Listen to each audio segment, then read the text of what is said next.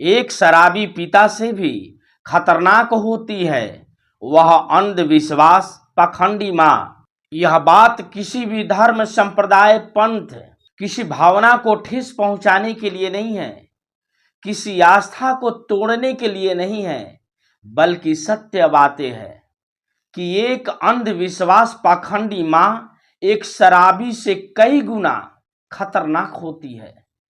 अब कैसे होती है इसको जान लेते हैं।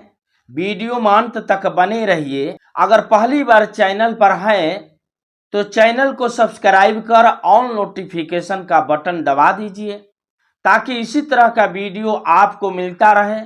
और इस वीडियो को शेयर जरूर कीजिए ताकि सही सही बातें हर जन जन को मिल सके। यही असली मानव धर्म है। अब जानते हैं कि कैसे एक अंधविश्वासी पाखंडी माँ एक शराबी पिता से भी कई गुना खतरनाक होती है। शराबी कितना भी शराब पिया हो, मगर वह अपने पुत्र हो या पुत्री हो, उसको शराब पीने के लिए कभी भी नहीं सिखाएगा और ये कभी नहीं चाहता कि मेरा पुत्र और पुत्री शराब पिए। मगर वहीं पर एक पाखंडी माँ, एक अंधविश्वासी माँ, वह अपने पुत्र हो या पुत्री हो, जरूर उसको अपने जैसा बनाना चाहती है। अब इस बात को समझ लेते हैं कि ऐसा बात क्यों कही जा रही है। एक छोटे बच्चे को, नन्हे बच्चे को कुछ पता नहीं है। 3 साल 4 साल 5 साल बच्चे को क्या पता होता है कौन भगवान है, कौन पत्थर है, कौन क्या है। मगर जैसे ही रास्ते चलती है या बीच रास्ते में किसी भी प्रकार की कोई भगवान मिल जाए पत्थर की बनाए हुए, वह गर्दन में हाथ लगा करके वह पाखंडी अंधविश्वासी माँ और कहती है कि झुको। जबरदस्ती गर्दन में हाथ लगा करके झुकाती है, कहती है कि प्रणाम करो, ये भगवान है।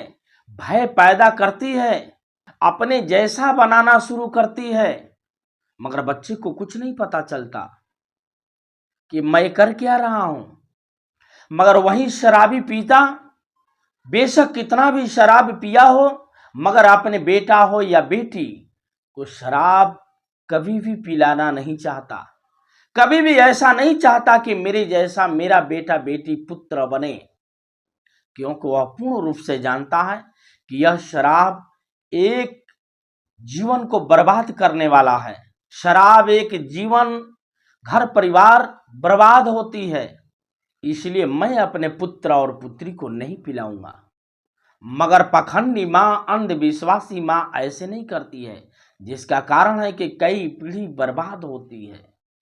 ऐसा मैं नहीं कह रहा हूं कि शराब पीना सही है, शराब नहीं पीना चाहिए, क्योंकि पंचशील के अंदर में तथागत बुद्ध बताए हुए हैं, पंचशील का 5वां शील में कि सूरा मेरय मज्जा पमादि ठाना वेरमणि सिक्खापदं समादियामि। अर्थात किसी भी प्रकार की नशा हो, किसी भी प्रकार की कच्ची शराब हो, पक्की शराब हो, जुआ हो, अर्थात किसी भी प्रकार की ऐसा नशा हो, उसको नहीं करने की शिक्षा ग्रहण करता हूं। मगर शराबी पिता ऐसा नहीं चाहता है, शराब पीकर भी। एक छोटी सी कहानी है जो बड़ी ही प्रचलित कहानियां हैं, अक्सर करके बुद्धिजीवी लोग जरूर कहते हैं इस कहानी को अगर सही पूर्वक आप समझ गए तो जीवन तो बाग बाग ही हो जाएगा, बड़ी ही मजे आएगी जीवन के अंदर में। और ये आपको पता भी चल जाएगी कि अंधविश्वास क्या होता है, एक पखंड क्या होता है, और ये अंधविश्वास पखंड के द्वारा ये जीवन बर्बाद कैसे होता है। एक छोटी सी कहानी से आपको समझ में आ जाएगा। एक सासू मां अपने बहू को लेकर मंदिर में गई, बड़ी श्रद्धा से पूजा के वास्ते गई। मगर वह बहू पढ़ी लिखी थी। एक कहावत है, पढ़े लिखे की क्या पहचान, अज्ञान दूर कर बताए ज्ञान। ऐसे लोगों ने कहते हैं कि पढ़े लिखे की पहचान ही है कि अज्ञान को दूर करे और ज्ञान को प्रकाश करे। और देखिए आपके सामने होगी, सारी कुछ आपको बहुत सारी कुछ सीख मिलेगा और पता चलेगा इस वीडियो से। बने रहिए अंत तक। एक बात भी समझ लिए इस कहानी से, तो जीवन सुखी ही सुखी।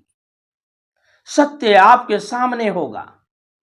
वह सासू मां मंदिर के मुख्य दरवाजे पर जब पहुंची, बहू की नजर पड़ी और देखी कि उस मंदिर के मुख्य दरवाजे पर 2 शेर के बड़े बड़े मूर्तियां बनी है, चित्र बनी है।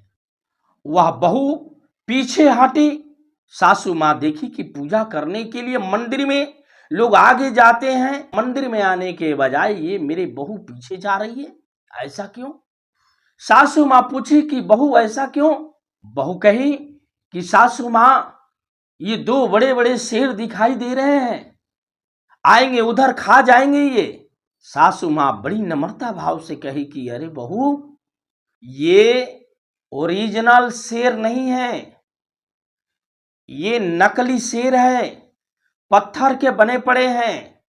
ये शेर तुमको काटने वाला नहीं है, इस शेर से कुछ नहीं होगा। बहू कही कि ऐसा बात है। बहू तुरंत सासू मां के पास में पहुंची। सासू मां लेकर के अंदर मंदिर में गई। अनेक प्रकार की मूर्तियां बनी थी, बहुत सारे भगवानों की मूर्ति दिखाई दे रही थी। दूसरी मूर्ति के पास में सासू मां लेकर के जाती है कृष्ण, उनके साथ में गाय की चित्र बनी थी, मूर्तियां खड़ी थी। वह बहू कही कि सासू मां, इस सुंदर गाय को देखकर तो मेरा जी ललच गया, मेरे को अब शाम को खीर खाने की इच्छा करता है।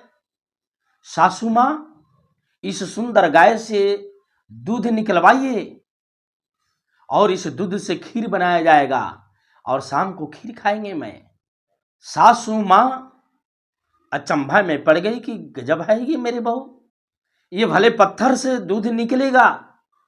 वह बहू कही कि माता जी दूध तो चाहिए, इसी गाय का दूध चाहिए। सासू मां कही कि बहू, यह पत्थर की गाय है, यह ऐसे बनाए पड़े हैं जैसे कि शेर था, उसी तरह से ये भी पत्थर का है, यह दूध नहीं दे सकती। वह बहू कही कि ऐसा बात है, ठीक है सासू मां। फिर उस मूर्ति से दूसरे मूर्ति के पास में वह सासू मां अपने बहू को ले जाती है। एक शंकर भगवान की मूर्ति बनी पड़ी थी, जिसमें नाग देखी, सर्प देखी, सांप देखी, गले में लिपटा हुआ। पढ़ी लिखी बहू सासू मां के सामने ड्रामा की, जोर जोर से कांपने लगी। सासू मां गड़बड़ा गई और कहने लगी कि क्या हो गया बहू? वह बहू कही कि सासू मां, ये इतने विषैले सर्प दिख रहे हैं, ये नाग है, डस लेंगे, अब मेरे को डर लग रहा है, मेरे को रहा नहीं जा रहा है। कांपने की ड्रामा की। मगर सासू मां वहां पर भी समझाई कि अरे पगली बहू, जैसे वह नकली शेर था, जैसे यह नकली गाय थी, पत्थर की बनी पड़ी, उसी तरह से ये भी नकली सांप है। ये सांपों की चित्र बनाई गई है, मूर्तियां बनाई गई है। बहू कही कि ये भी ऐसा बात है सासू मां, ठीक है ठीक है। सासू मां बड़ी प्रेम भाव से कही कि बहू चलो अब चलते हैं घर।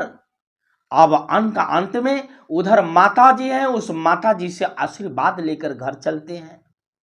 बहू दोनों हाथ जोड़ करके खड़ी हो गई और कही कि वह माता जी हैं, वैसा ही माता जी जैसे वह पत्थर का बना पड़ा शेर था, वैसा ही गाय, जैसे पत्थर की बनी पड़ी मूर्ति गाय की, वैसा ही सर्प सांप नकली जैसे कि पत्थर की बनी पड़ी, और वैसा ही पत्थर के बनी पड़ी माता जी, जो हिल नहीं सकता, जो वहां से कहीं जाने की क्षमता नहीं, वह पत्थर की माता आशीर्वाद क्या देगी?